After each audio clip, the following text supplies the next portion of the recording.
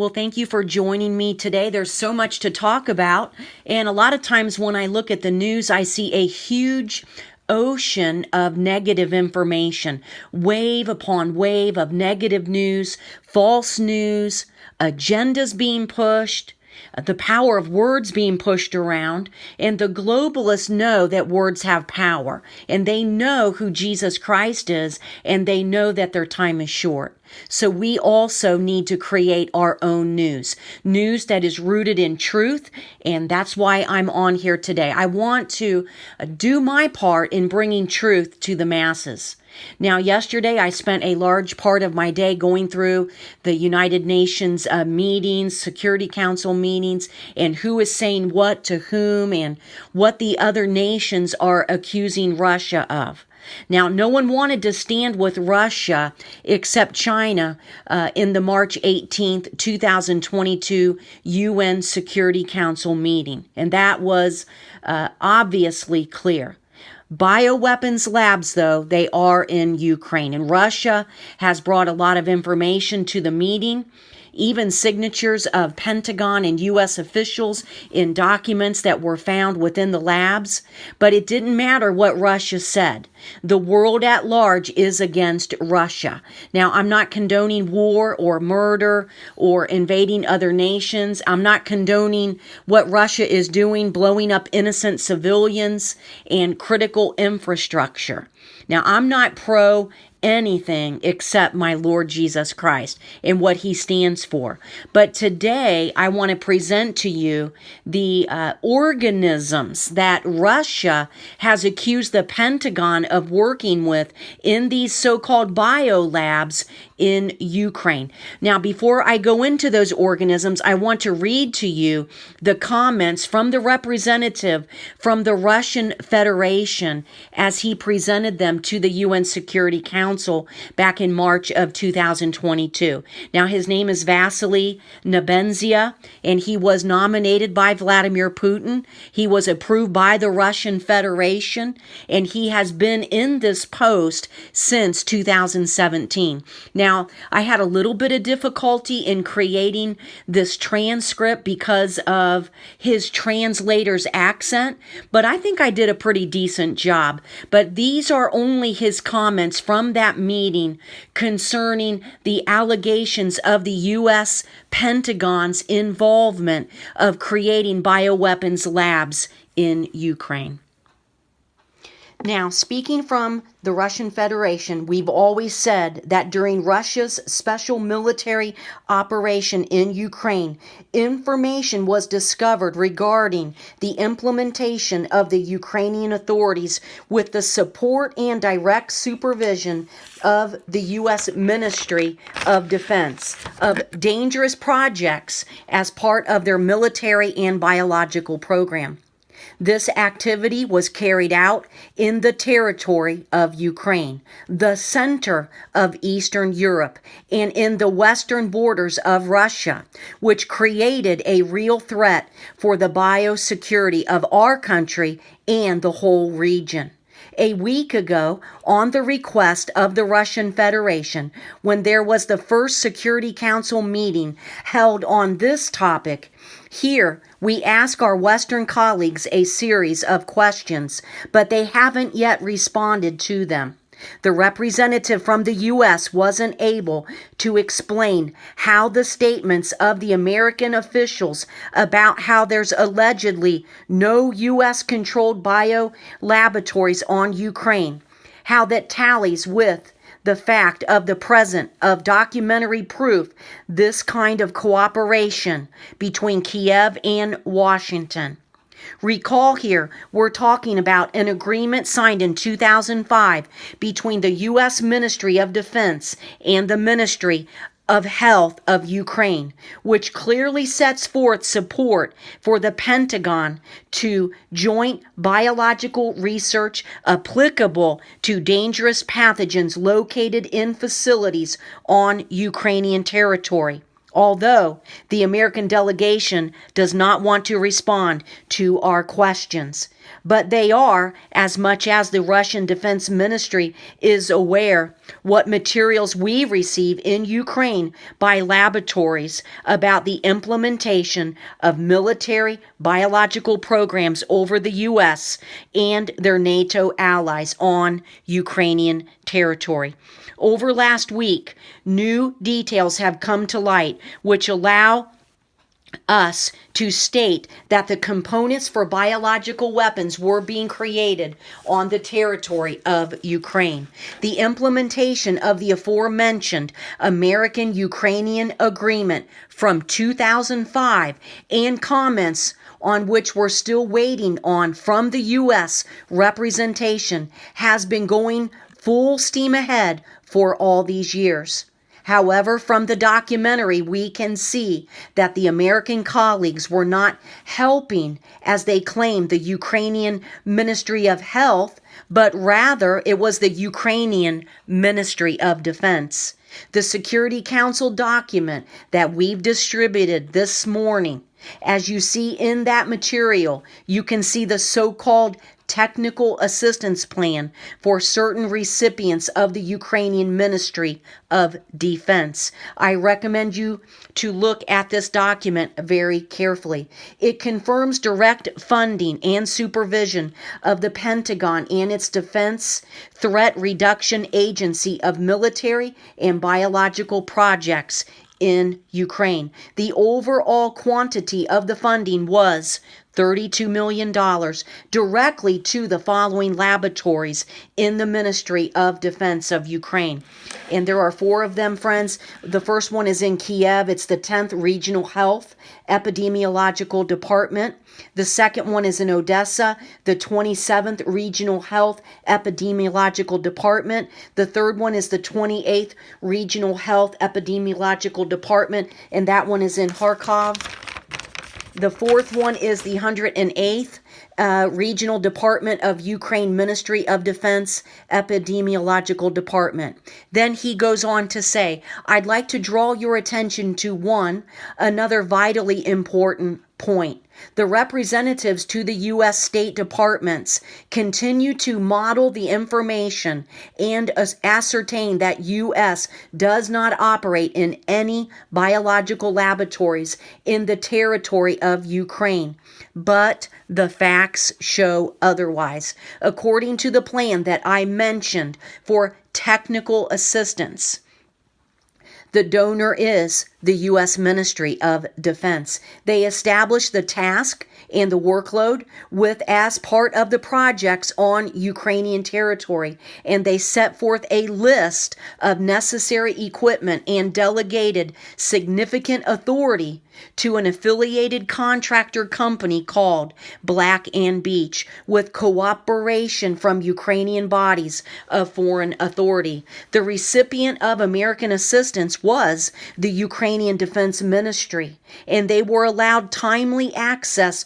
for Pentagon and contractor staff to laboratories on Ukrainian territory in order to carry out work as part of these projects, and also to provide access to these facilities alongside Pentagon staff, foreign scientists too. The projects themselves included implementing, not by the Ukrainian scientists, but with their participations. Put simply, the Ukraine authorities gave the Pentagon carte blanche on the territory of Ukraine to carry out dangerous biological experiments. The American contractors at the same time were free. They got a tax break under Ukrainian legislation. So what did the Ukrainian scientists receive in return? He continues to state, by either Ukrainian people, free travel to international conferences based on expenses for food and accommodation as established for U.S. civil servants. This kind of compensation is carried out. That's the conversation provided for working alongside dangerous biological science. This is not the noble assistance, Ukraine, that the American representatives talk about. This is cynical use of its territory and population for dangerous research, which Washington does not carry out on its own territory. So it doesn't run a risk of hurting its own people. We are not and won't be surprised if similar facts about activities supervised by the U.S. appear in laboratories in other regions of the world too. We call on countries who provide their territory for carrying out this kind of experiments to the Pentagon to carefully study the contracts for their cooperation with the U.S. in the biological domain. We fully require the question from China to the U.S. to share the data of the activity of the 360 laboratories under American control around the world.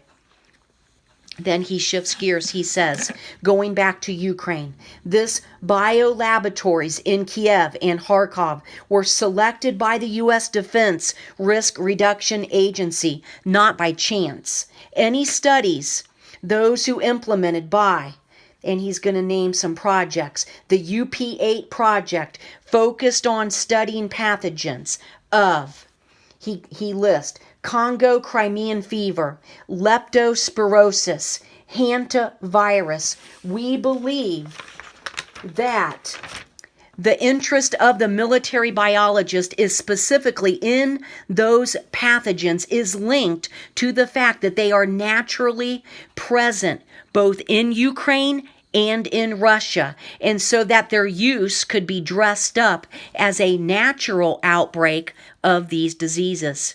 In the laboratory in Kharkov, there's also the P781 project to study transmission to humans of diseases through bats. Work on this was done alongside the infamous, and I wasn't sure how to spell this, the Lugasurant leasing. And again, I could not decipher how to say that or to spell it. In this context, separate attention should be paid to the Pentagon's choice of contractors carrying out work in Ukraine. The Black and Veatch Company, this was not just any old company. For more than 100 years, it's been working for the American Army. It has built for the Army military bases, including a laboratory in Los Alamos to develop nuclear weapons and transmit research into human transmission of diseases through bats in Ukrainian biological laboratories was systemic. It and has been happening as a minimum since 2009 with a direct oversight of specialists from the USA. During the implementation of these projects, 6 families of viruses were identified, including coronaviruses and 3 types of pathogenic bacteria. The pathogens from the plague, brucellosis, and leptospirosis. These are the most attractive option to use in order for infection because they are resistant to medicine and they spread very quickly from animals to people. As part of the flyaway project, the Kharkov Institute of Veterinary Medicine studied wild birds as a vector to transmit avian flu. At the same time, they assessed the ways in which the transmission process could become uncontrollable, causing economic damage and create a risk to food security. Documents show the involvement of the Kharkov Institute to collect strains of the avian flu virus, which have high epidemiological potential and could cross the species barrier. The Russian Ministry of Defense has more and more new documents about the transfer of samples of blood serum from Ukrainian citizens to the territory of third countries, including to the UK, Georgia, and Germany. The analysis of the information gives us grounds to say that the Ukrainian specialist were not informed about the potential risk of transfer of biological materials and are kept in the dark. I don't have a real idea of the real objectives of the research being carried out, and this is not surprising if, according to the contract documentation, see, they have documents, friends, that I mentioned earlier, they are simply playing a secondary role. We'll have new data about attempts to destroy biological materials and documentation in Ukrainian laboratories in order to quickly wipe the traces of implementation of military and biological programs. We know that in the activities to destroy this, and he says veterinary medicine laboratory and he's naming a town, and I believe it's Hilleberg, but I don't know how to spell it. Hilleberg town, citizens of Ukraine, the staff working there weren't even allowed into the building. This laboratory cooperates with the Melknikov Scientific Research Institute in Odessa, where research is carried out in pathogens of the plague, anthrax, cholera, and tularemia in attempts to wipe the traces of biological waste from the laboratories in Cleverdusk. The waste was taken 120 kilometers towards the western border, towards Taratina and Berezino. The Russian Ministry of Defense recorded all of this information to carry out a legal assessment further down the line. And some of this is not verbatim right here. Some documents were trying to be destroyed to cover up an outbreak in 2019 in Kherson of filariasis. That's a type of a disease, which is a disease spread by mosquitoes. The 4 cases of infection of this disease were identified in February, which is not usual for the life of these insects, even bearing in mind the incubation period of the disease. At the same time, we are aware that in April 2019, a representative of the Pentagon visited the local health institutions, where they learned of the results of the epidemiological research, and they were able to copy the medical documentation. The U.S. media is expressing doubt as to the reliability of the material that the Russian Minister of Defense has published. And then he goes on to say, thank you for being patient, by the way, friends, because it's important that I read his testimony in front of the UN National Security Council. He continues, I'd like to draw your attention to the following. The documents that we found have a signature, a real signature of officials from the U.S. Particularly, many are signed by the head of the Ukrainian office of the Threat to Reduction Agency, Joanna Wintrell. This is a Pentagon staff member and well known in proliferation circles. Before Ukraine, she supervised the destruction of chemical weapons in Libya. If journalists really are interested in verifying the documents that we provided, then I propose that you ask her directly. Is that really her signature? That's what his focus is if the journalists are really interested in verifying the documents that we provided, then I propose that you ask her directly, is that really her signature? I'd like to underscore once again here, not talking simply about the U.S. Ukraine's violation of the Biological Weapons Convention. We're actually talking about that there is more and more proof that at the center of Eastern Europe, until the very last minute, there was a dangerous military biological activity being carried out, the consequences of which at any time could spread beyond the country and even into the region. The scale of casualties, including amongst the population of European countries in this case, in this scenario, is hard to imagine.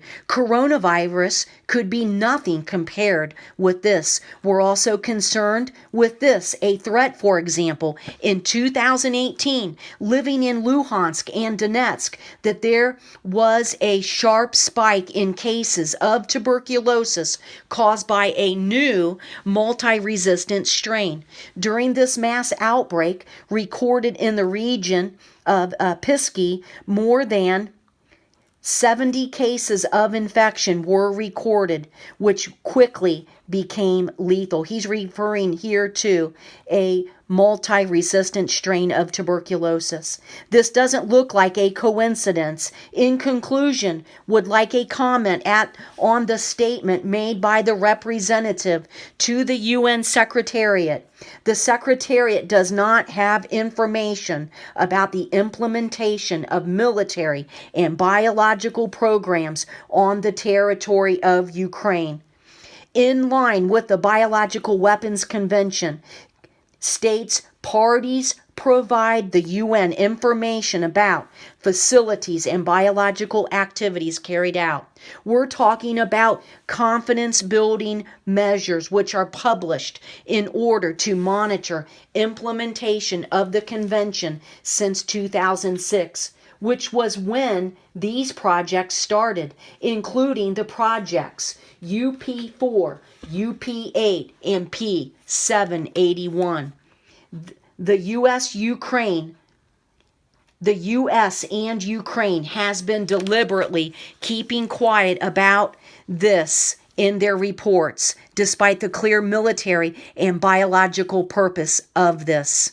This is why Russia for many years has been calling for strengthening of the Biological Weapons Convention regime and to adopt a legally binding protocol to the convention, which would allow us to create an effective mechanism of verification and include in reporting from states parties information on military biological activities carried out abroad.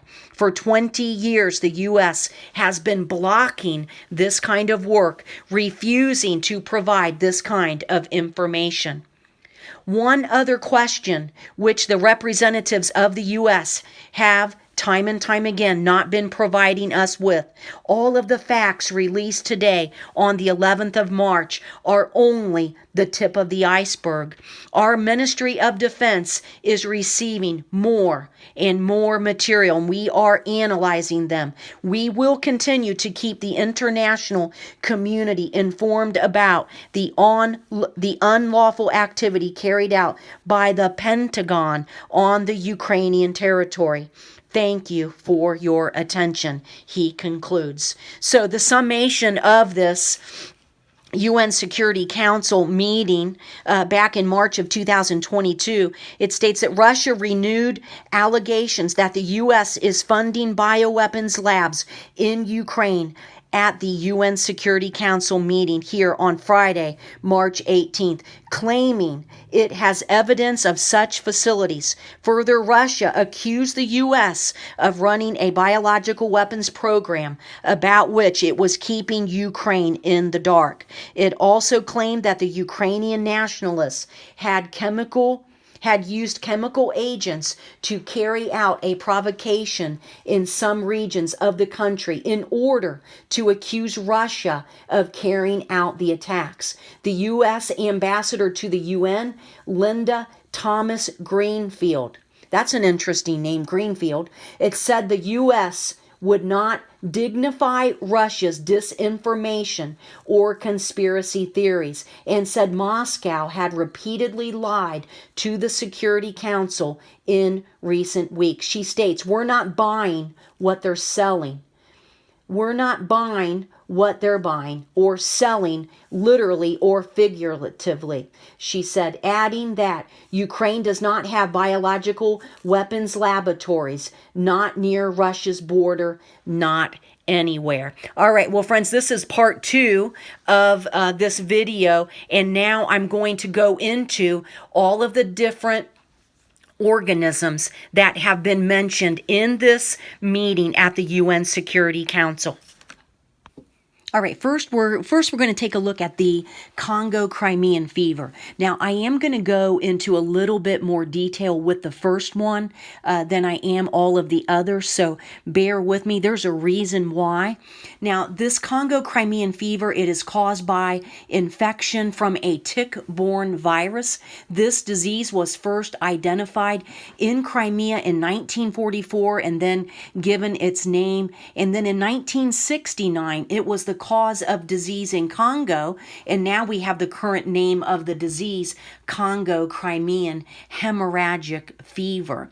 And it is transmitted by hard-bodied ticks. These ticks are both the reservoir and the vector of the disease. And look at all the wild and domestic animals that are involved in the transmission of the disease. We have cows, goats, sheep, rabbits, and these are the amplifying host of the disease. Transmission to humans occurs through contact with infected ticks or animal blood, and it can be transmitted from one infected human to another human by contact with blood or body fluids, or contaminated medical supplies, or poorly sterilized hospital equipment.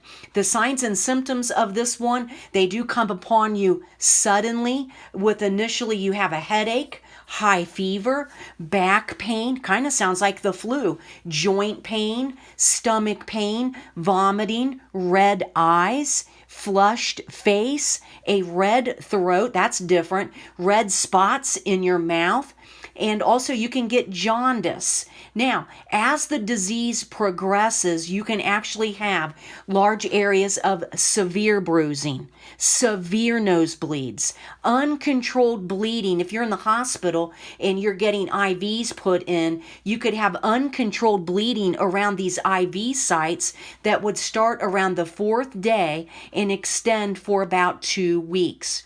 Now, in documented outbreaks of this Congo Crimean fever, hospitalized patients, they have a 9 to 50% death rate. Now, the long-term effects of the disease have not been studied well enough in survivors to determine whether or not specific complications exist. But I will tell you the recovery is stated as very slow.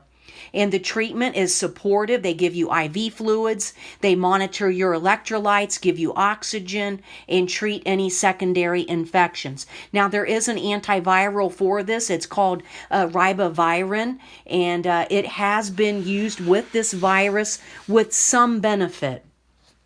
Now, who is at risk for exposure to this Congo Crimean hemorrhagic fever?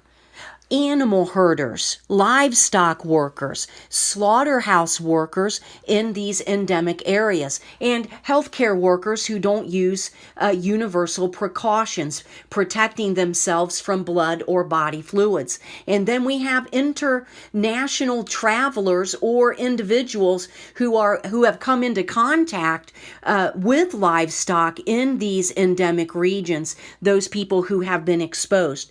So what I want to say about this is, can you see how this presentation is a lot like the flu at the beginning?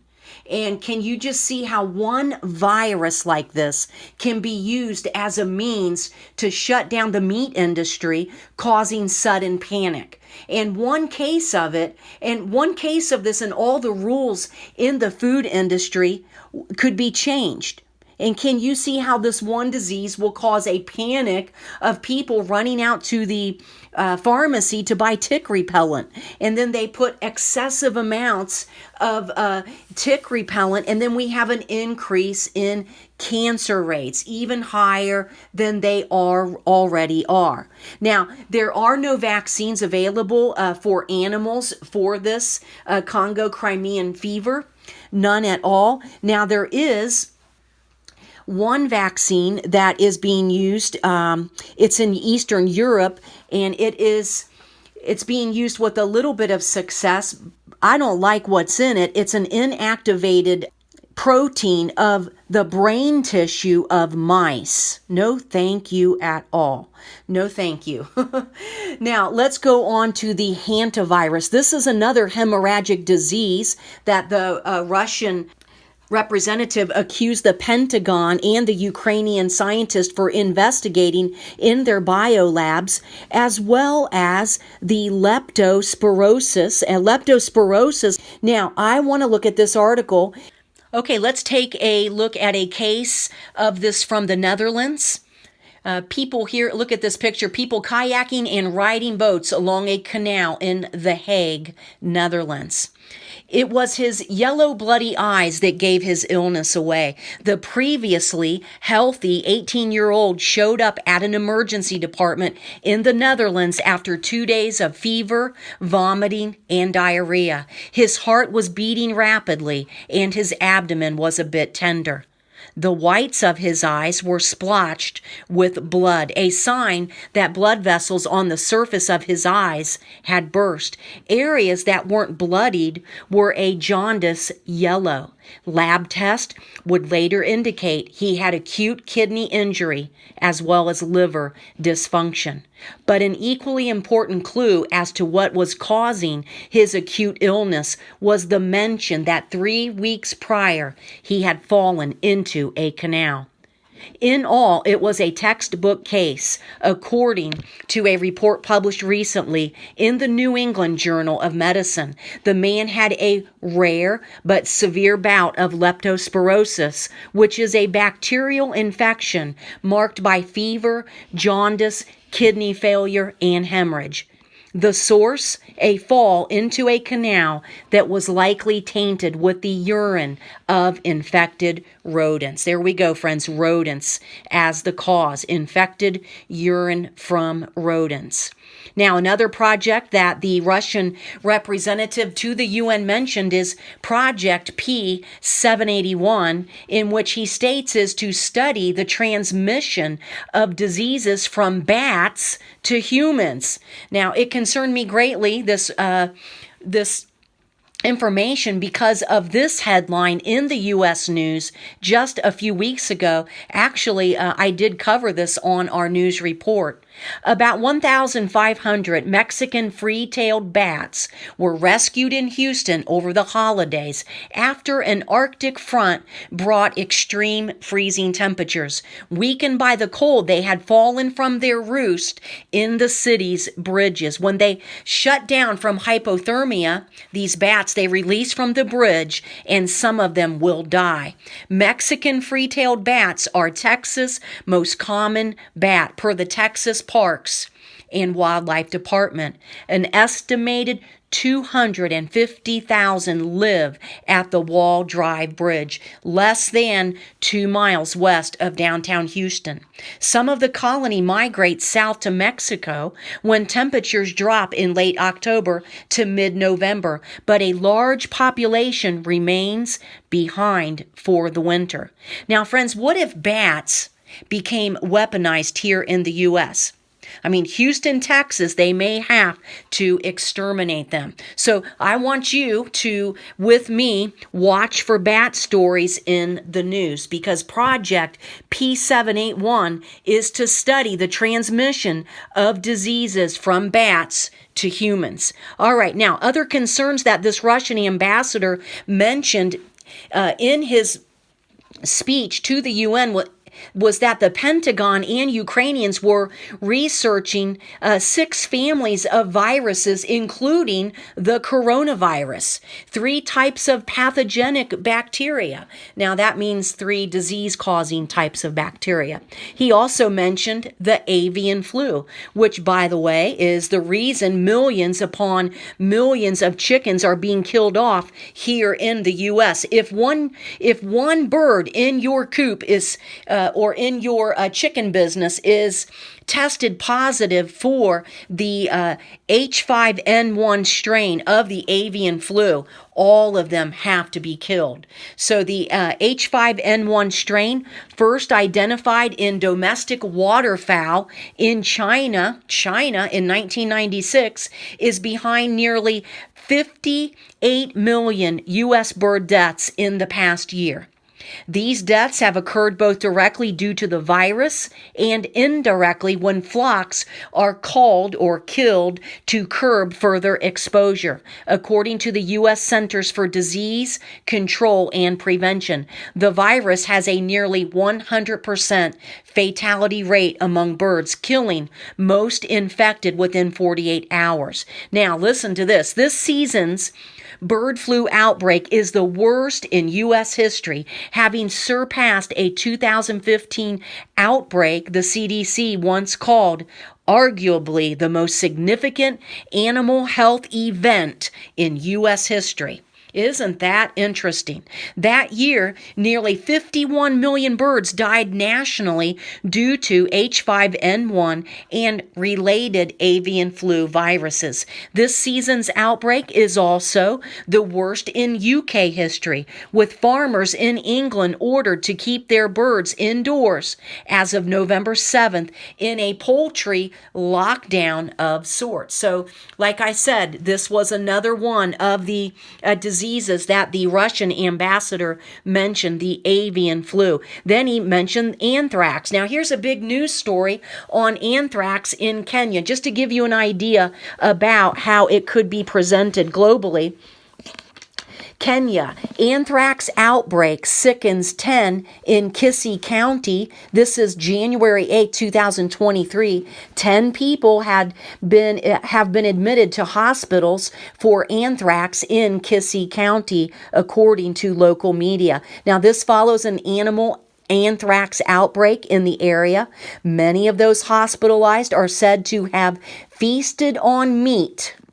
They ate meat from an infected carcass. And there's a quotation here: "We advise residents against consuming any meat from the carcass if we are to mitigate human casualties." County Agriculture Executive Margaret Obaga said, "Local agriculture officials say at least 13 cows died from the bacterial infection. Kisii County prepares to commence vaccination of all livestock in Bobasi sub-county in effort to tame the spread of anthrax in the area." Anthrax is a bacterial pathogen in livestock and wild animals. Ruminants such as bison, cattle, sheep, and goats are highly susceptible, and horses can also be infected. Anthrax is a very serious disease of livestock. There we go again, friends. We're talking about meat here.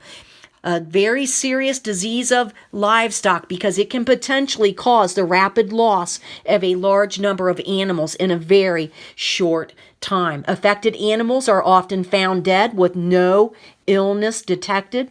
Now, can you just see those in the World Economic Forum? They're just wanting to kill off all livestock because of a single outbreak. Yep. And then also, he had mentioned cholera.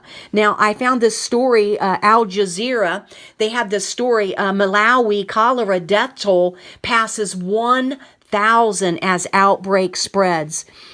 Cases have risen to 30,621, the highest on record, as Malawi suffers its worst cholera outbreak in 20 years. Cholera regularly hits the southern Africa country during the rains from November to March, with deaths usually hovering around 100. But there was an unusually high surge in contaminations during and after the festive season in 2022. Do you see why, as Christians, we need to be praying, friends, about these headlines? People can contract a disease, and they can be gone in a moment's notice, just in a few days. And look here in Malawi. It says in November of 2022, Malawi received nearly 3 million doses of oral cholera vaccine from the United Nations to step up its immunization campaign. But case numbers continue to rise. God bless Malawi. May they all know the Lord Jesus Christ. Now, the health ministry spokesperson, Adrian Chikumbe, told AFP that all doses had been used. He added that the fact that there is only one cholera vaccine manufacturer worldwide, it's probably Bill Gates, makes it difficult to acquire the life-saving drug, creating competition between countries in need. Do you know Oxford Dictionary's word of the year for the year 2016 was the ancient Greek word toxicon, and it was crowned as the word of the year for 2018. That is how it was worded in this article by Oxford Dictionaries. Isn't that profound? It matches right up with the way that it's written by the Apostle John in the book of Revelation.